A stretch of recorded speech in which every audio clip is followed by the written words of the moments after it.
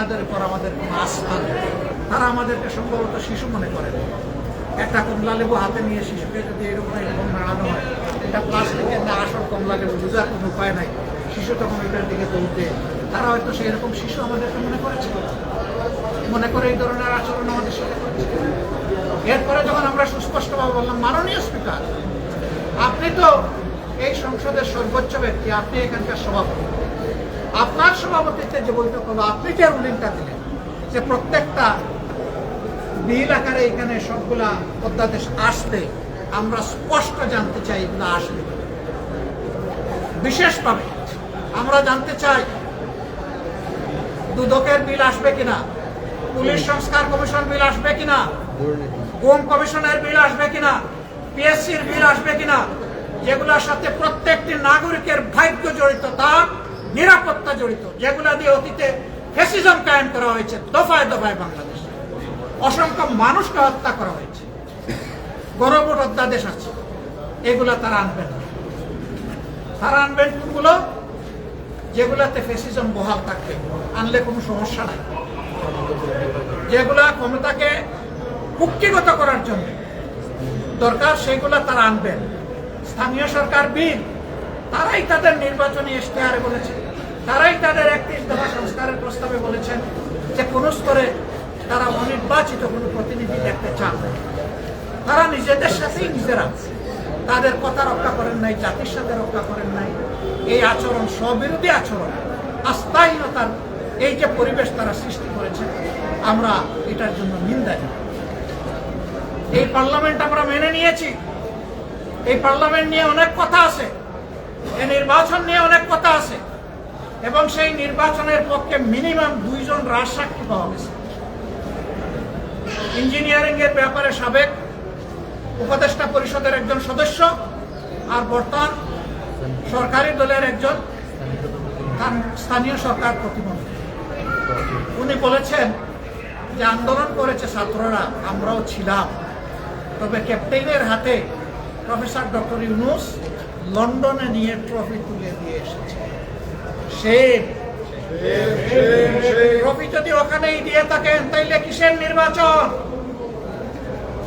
তাইলে তো নির্বাচনের ভাগ্য যোগাযোগ করে পর্দার আড়ালে ঠিক করে জাতিকে ব্ল্যাকমেইলিং করা হয়েছে।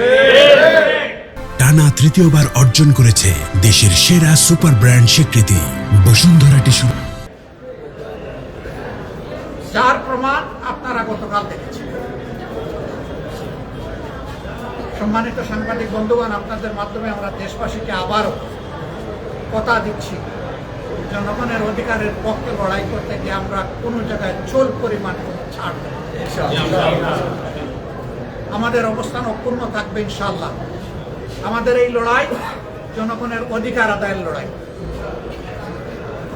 জনগণের গণরায়, গণভোটের রায় বাস্তবায়ন হলেই আমরা মনে করি যে এই সবগুলা সমাধানের রাস্তা করে যাবে। সংসদে আমরা তার সুবিচার পাই নাই, ইনশাআল্লাহ জনগণের কাছে আমরা সুবিচার, আমরা জনগণকে নিয়েই সেই দাবি আদায় করে ছাড়ব। অতীতেও সেদিন আমি বলেছি, অতীতেও এই ধরনের সংসদে কিছু কিছু বিলকে পাত্তাই দেওয়া হয়নি, পরে তারা নিজেরাই বাধ্য হয়েছেন সেইগুলাকে নিজেরা শিখবে। গণভোটের গণরায় 70% মানুষের রায়কে অগ্রাহ্য করার মানে হচ্ছে গণতন্ত্রকে, জনগণকে অপমান করা। ইনশাআল্লাহ সব দাবি আদায় হবে, এবং সেই দাবি আদায় করতে গিয়ে যত ত্যাগ স্বীকার করতে হবে ইনশাআল্লাহ প্রস্তুত। প্রিয় দেশের জন্য প্রস্তুত, প্রিয় জনগণের জন্য প্রস্তুত। প্রিয় জনগণ, আপনাদের আমাদের সকলের ভালোবাসার বাংলাদেশের জন্য আমাদের এই লড়াই, ইনশাআল্লাহ অধিকার আদায় না হওয়া পর্যন্ত এই লড়াই অব্যাহত থাকবে। আমরা আপনাদের সকলকে ধন্যবাদ জানাচ্ছি। মাননীয়, আমি একটা প্রশ্ন ছিল, সরকারি দলের হুইপ তিনি বলেছেন যে 16টি অধ্যাদেশ যেটি উত্থাপন করা যেটি ল্যাপস হয়ে গেছে, সেই অধ্যাদেশগুলো ওনারা পরবর্তী অধিবেশনে বিল আকারে আনবে। এটাকে আসলে আপনারা বিশ্বাস করেন কিনা, বা আসলে সেটা প্রসিডিংসটা কি হবে সেটা কি আসলে?